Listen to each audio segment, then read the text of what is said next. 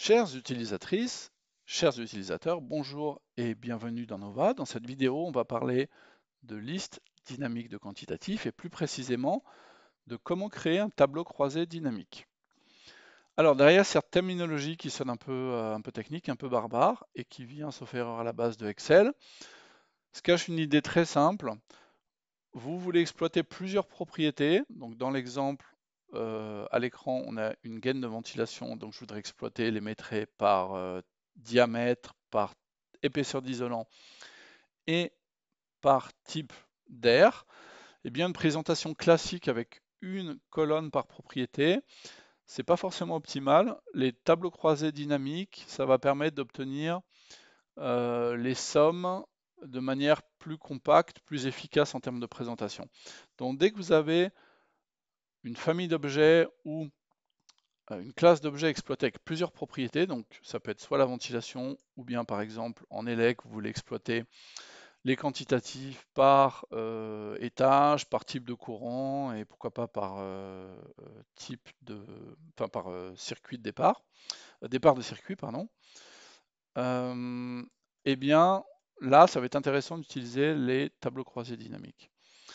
Alors, allons-y pour un exemple. Je vais commencer par regarder les propriétés au niveau de la classe qui m'intéresse. Donc, je vais faire clic droit, info, j'ai le diamètre, la longueur. Ensuite, on a le médium. Et enfin, l'isolant. Alors, si on a du mal à trouver la propriété, ce qu'on peut faire, c'est regarder un exemple sur le dessin.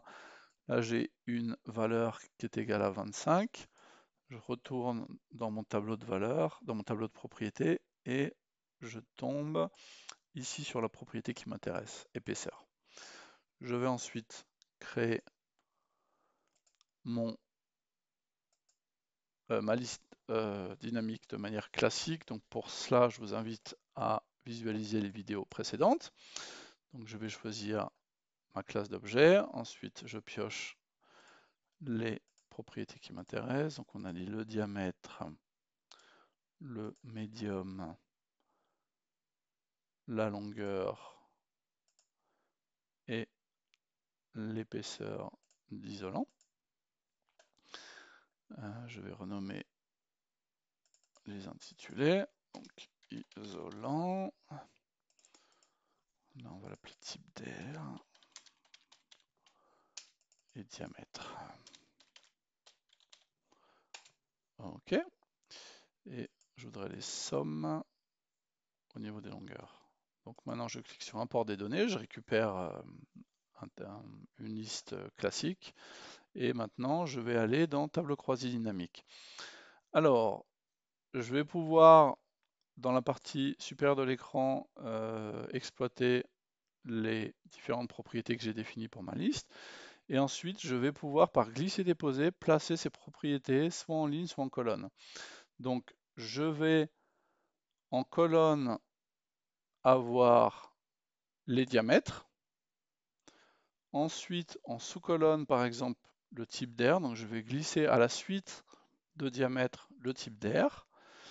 Et je voudrais exploiter, pour mon exemple, les longueurs. Si on était en ELEC, eh bien, ça serait plutôt le nombre, les quantitatifs. Donc, cette variable à exploiter, cette fois-ci, je ne vais pas la glisser ici à la suite, mais ici en ligne, comme ceci.